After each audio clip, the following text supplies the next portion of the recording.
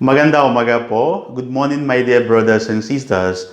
Today, Jesus compelled his disciples to leave the scene of the feeding of the 5,000.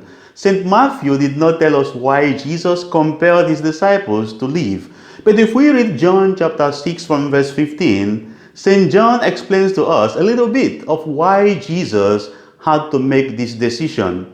When I reflect on this action of Jesus, it reminds me that even my life was set in motion by God. Life is a journey that God Himself begins and God Himself ends it. As Jesus asked the disciples to go ahead of Him, He was praying, and even though He was praying, He was watching over them. He was able to see that they were being tossed around by the wind.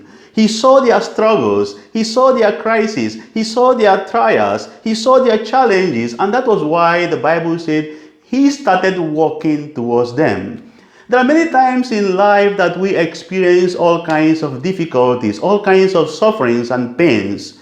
Emotionally, financially, psychologically, biologically, we experience all kinds of struggles. And here comes Jesus walking towards us.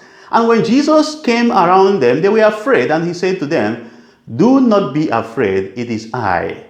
Let us go back again to when God said to Moses, "I am." It means that God is present in our situation. It means that God is eternally around us to save us, to protect us, and to provide for us. As soon as Jesus entered the boat, there was calm. You see, our life may be filled with a lot of difficulties and struggles, but as soon as we allow Jesus to enter into our life, we will experience serenity. Not that the turbulence or the storms will disappear, but we can weather the storm. We can, bear the storm. We can overcome the storm. Why? Because Jesus is present among us. I want to talk about Peter a little bit, because the failures of Peter, the impulsive nature of Peter, actually brought him closer to Jesus.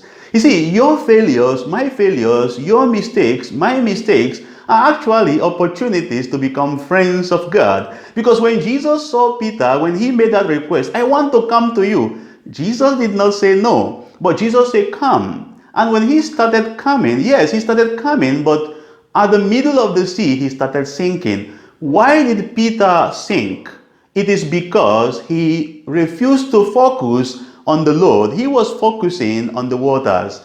In our lives, we experience all kinds of challenges, but as soon as we pay more attention to the challenges, we will lose the battle. So we have to keep our focus on Jesus, who is asking us to come. I want you to remember today that it is God who has set you on the journey of your life.